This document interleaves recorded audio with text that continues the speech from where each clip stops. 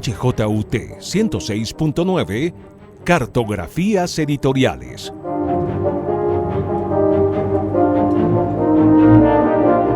Conduce Julia Martínez Estrada.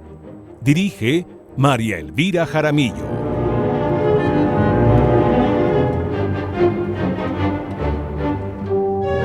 Una presentación de Siglo, las formas del pensamiento.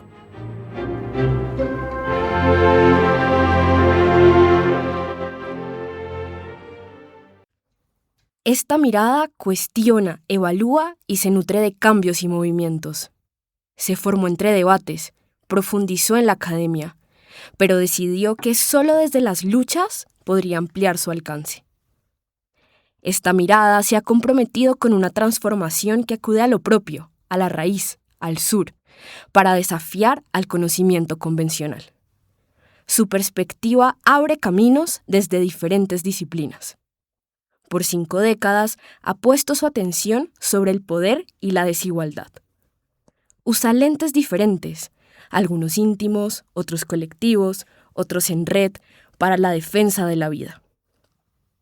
Luego de observar, calibrar, captar, enfocar y crear, esta mirada ha pasado a ser muchas otras, que crean impulsos entre ellas, pero a la vez que nutren a una sola, a esa mirada crítica.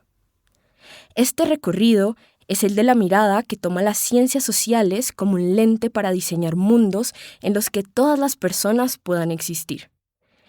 Es el viaje por un pensamiento que propone a las comunidades como las protagonistas de las transformaciones del territorio.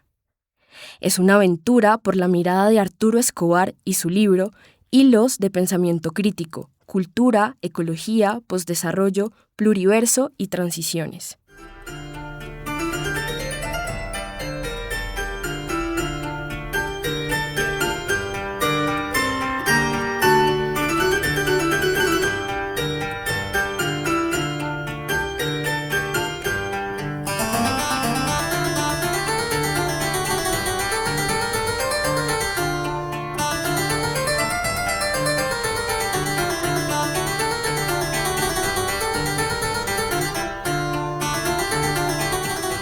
Durante su vida académica y activista, Arturo Escobar ha tejido el pensamiento crítico latinoamericano. Con sus propuestas e interpretaciones conceptuales, ha influenciado a estudiantes, intelectuales y movimientos sociales. Por eso, Claxo, junto con Siglo Editorial, se unieron para publicar su antología esencial, el libro que recoge su pensamiento y sobre el que hablaremos hoy, Arturo Escobar, Hilos del Pensamiento Crítico. Arturo nació en Manizales en 1951, pero vivió en Cali desde los 5 años. Estudió ingeniería química en la Universidad del Valle. Hizo sus estudios de posgrado en Estados Unidos. Es magíster en Ciencia de Alimentos de la Universidad de Cornell y doctor en Filosofía Política y Planeación del Desarrollo de la Universidad de Berkeley. Ha trabajado como docente e investigador en instituciones como la Universidad de California, la Universidad de Massachusetts y la Universidad de Carolina del Norte. Y hoy es quien nos guiará en Cartografías Editoriales.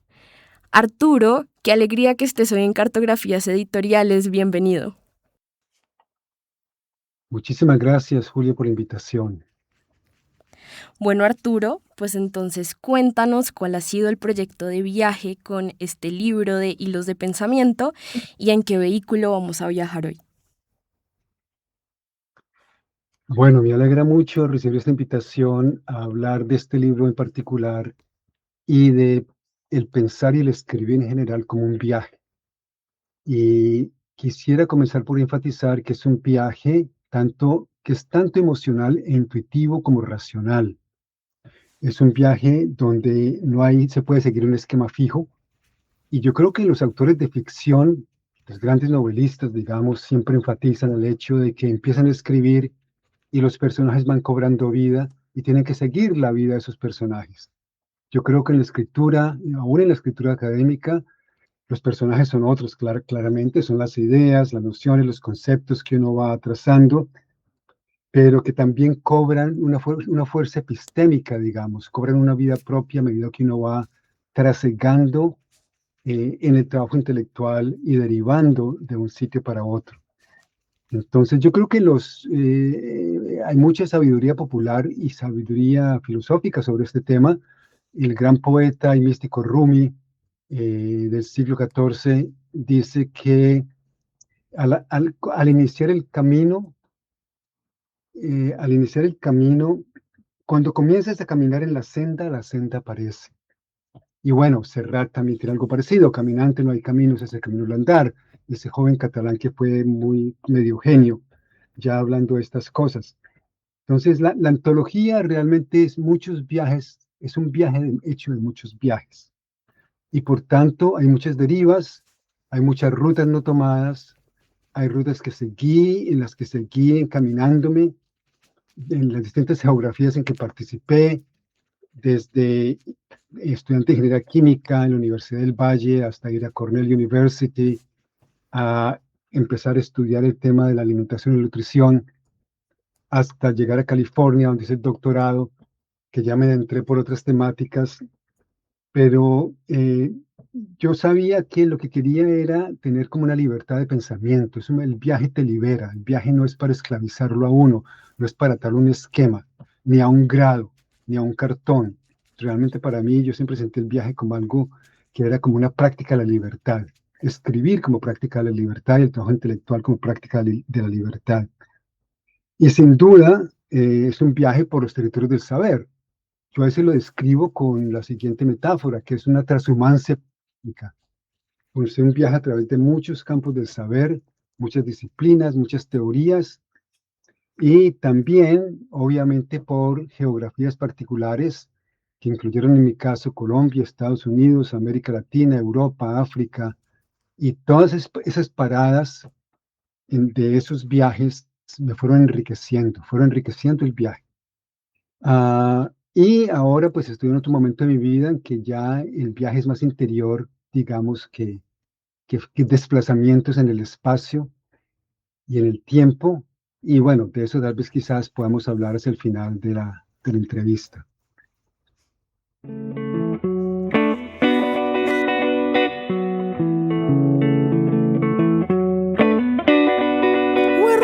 La fariña, oye la mara la to de fe. Mama jogo mamba wula jankono, ofana na maraba. Muke la nyawo nyama, jombe ni dia nyaba. Waitinya la nyawo nyama, ambe na maraba. Kamunke, dia nyemunga mundima. Kamundi, dia nyemunga munkiye.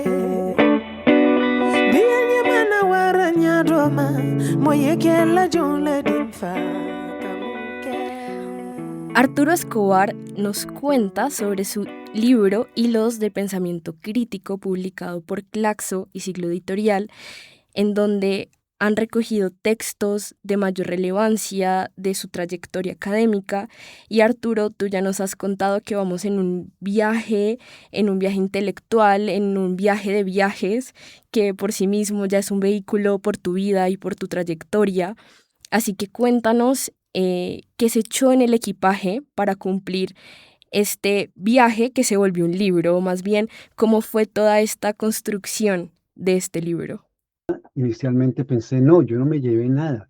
Especialmente cuando fui a Estados Unidos por primera vez a hacer una maestría, tenía 23 años, había terminado ingeniería química en la Universidad del Valle, había comenzado una maestría en bioquímica, me interesaba la problemática del hambre, y yo iba más bien como científico a esta universidad en Estados Unidos, en Nueva York, que se llama Cornell, a hacer una maestría en alimentación y nutrición.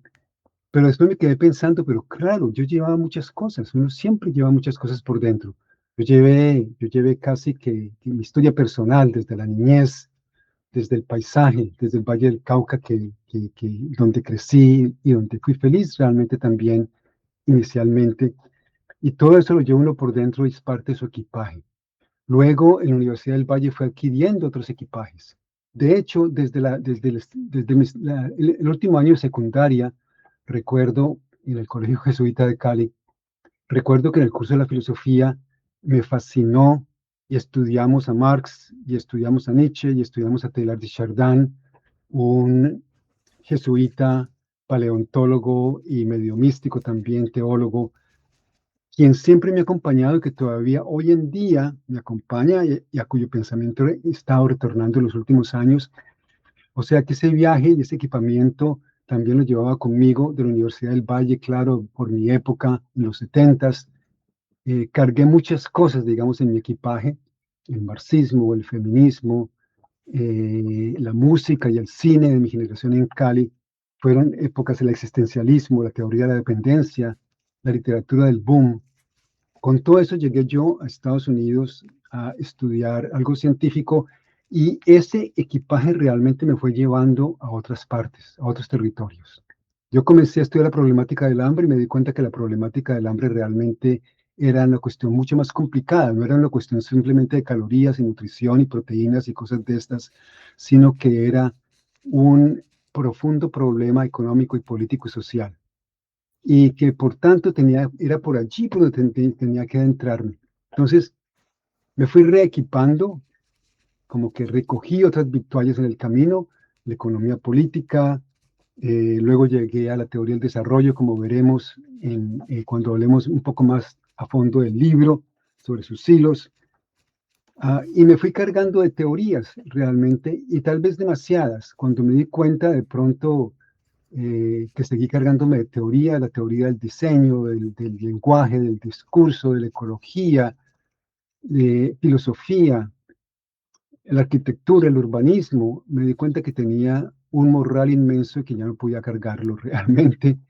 Y por eso hablaba antes de que también me fui empezando a liberar de todo ese equipaje también, de esa carga que había adquirido a través de los años, que fue muy importante y que todo me aportó, aunque mucha la he olvidado posiblemente, pero que toda me aportó y que ese equipaje, precisamente, que sigo renovando, pero de una forma muy diferente, me enriqueció muchísimo. También me parece importante mencionar que como parte de mi equipaje fue casi como que recoger amistades y dejar que las amistades me recogieran. Muchas colaboradoras, sobre todo colaboradoras mujeres feministas, en, en proyectos sobre movimientos sociales, sobre feminismo, sobre ambientalismo, en Colombia mismo, sobre transiciones. Y los proyectos colectivos para mí en mi viaje han sido supremamente importantes. Me parece que uno nunca aborda ningún vehículo de viaje solo o sola, sino que siempre está acompañado, y las colaboradoras y colaboradores son parte muy importante de este viaje. Y finalmente, tal vez, sí, ahora mencionaría, porque tal vez después no tenga oportunidad de hacerlo, mencionaría que esta cuestión de sentirme ahora en mi momento de transición hacia una vida que podemos llamar más allá del viaje y más allá del equipaje, en el sentido en que hemos estado hablando hasta ahora, de que en realidad es vaciarse más bien uno de todo lo que ha ido aprendiendo y darse cuenta de que todas esas cosas que lo estaban pensando a uno también no le han permitido. Yo lo siento mucho, todavía tengo que realmente sentarme conmigo mismo más en silencio para escuchar la voz interior y qué es lo que realmente yo quiero decir en este momento de la vida, cómo quiero expresar mi pasión por la vida y mi compromiso con la transformación social.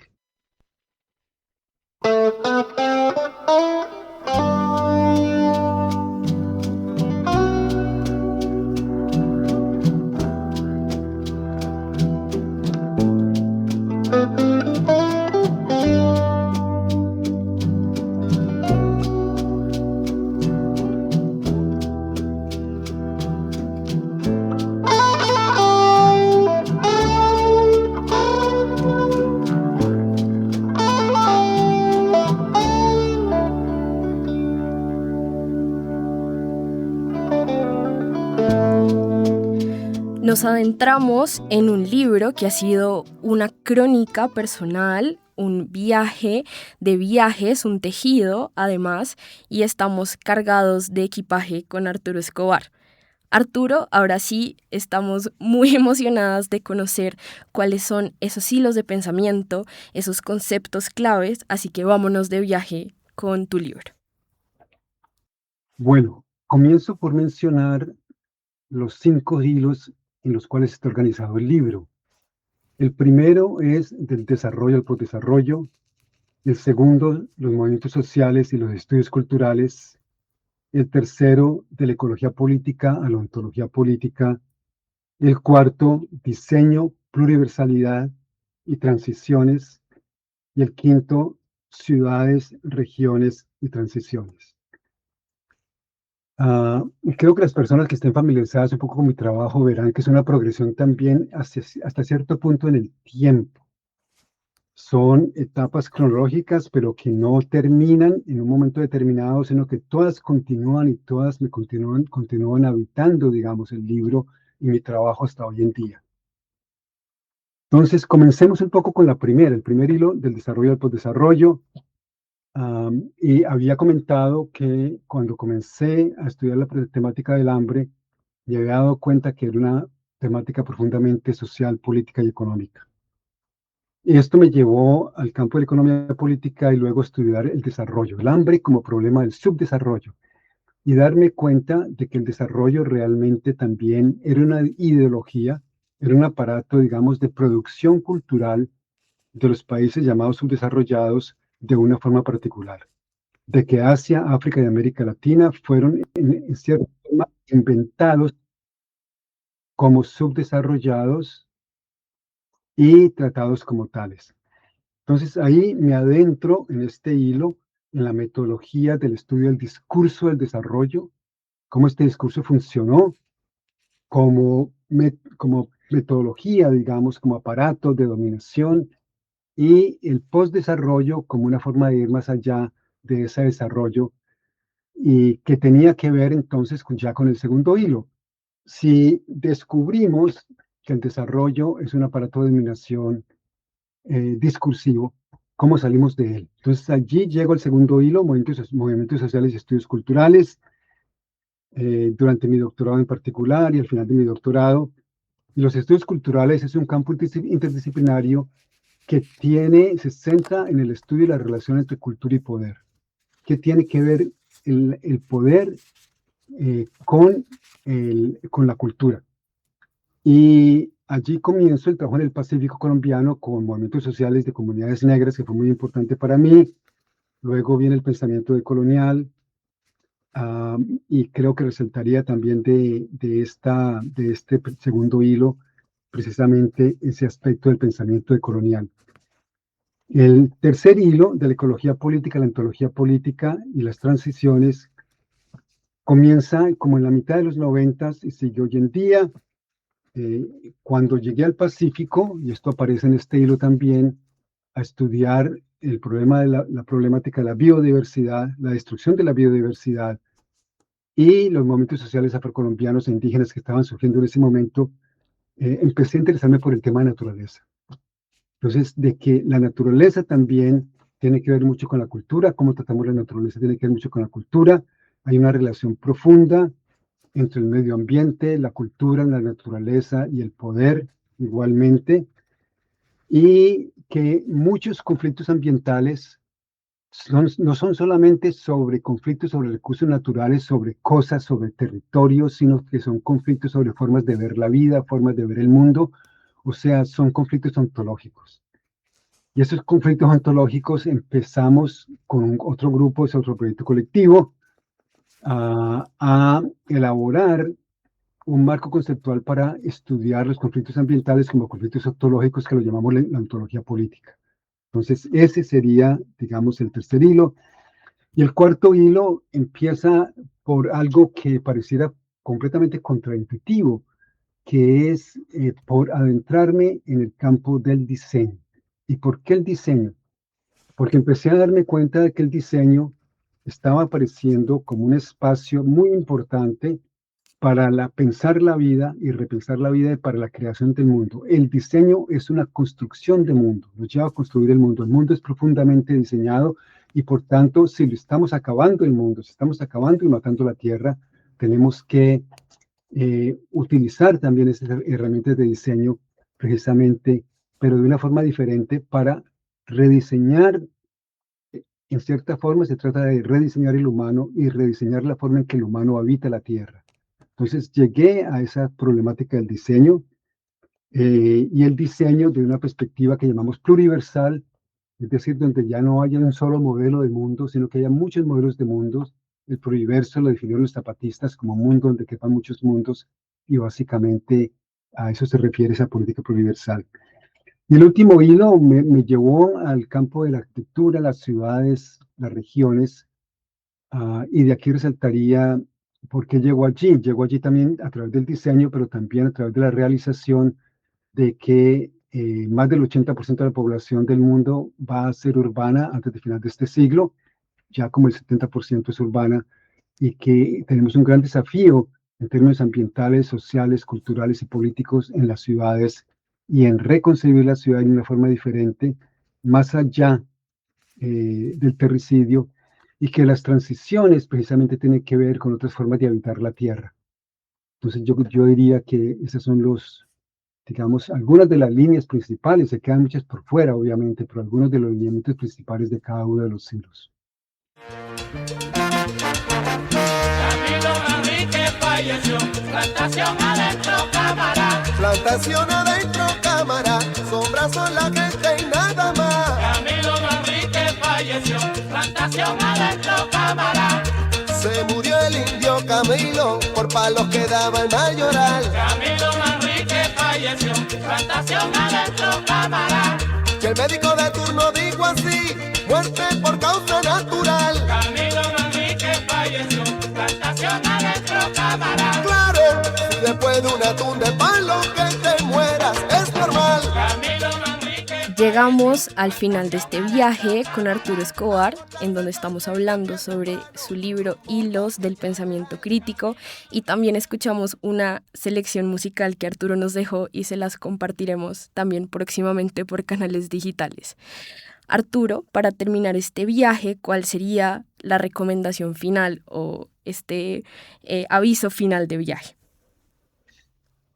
Bueno, primero que todo quisiera agradecer, antes de terminar este viaje, a la editorial Siglo, a Emilia, a María Elvira, a Selma, a ti, Julia, Enrique, por la grabación, por todo el apoyo a través de este proceso, a Claxo igualmente, y a las 3 queridas amigas, compañeras que me ayudaron en la edición de este libro y que escribieron la maravillosa introducción, Juliana Flores, Diana Marcela Gómez Correal y Erika Torrejón, por toda su colaboración y ayuda, que fue muy importante para este viaje, para que llegara a un buen puerto. Y en términos de una recomendación final, realmente yo creo que estamos en un momento crucial para la humanidad y para todas y para todos, pero especialmente para la gente joven.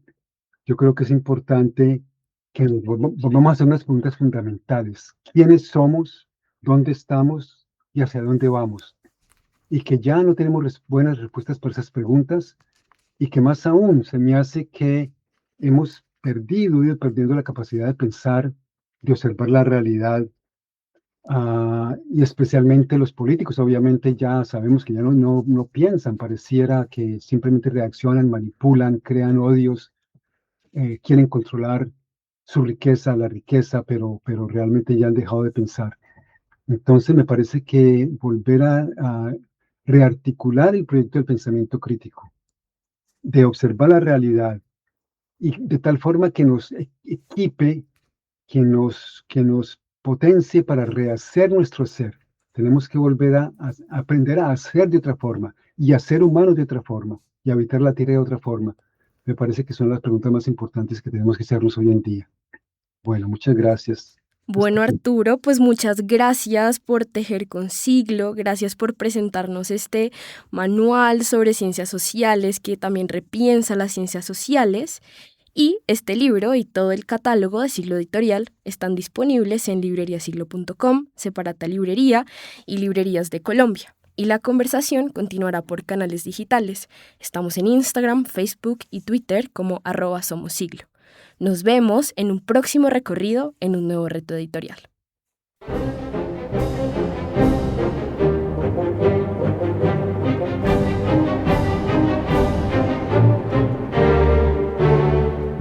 En la HJUT 106.9, Cartografías Editoriales.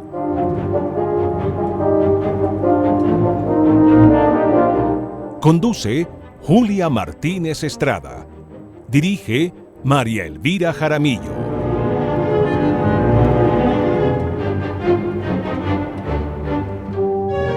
Una presentación de Siglo, las formas del pensamiento.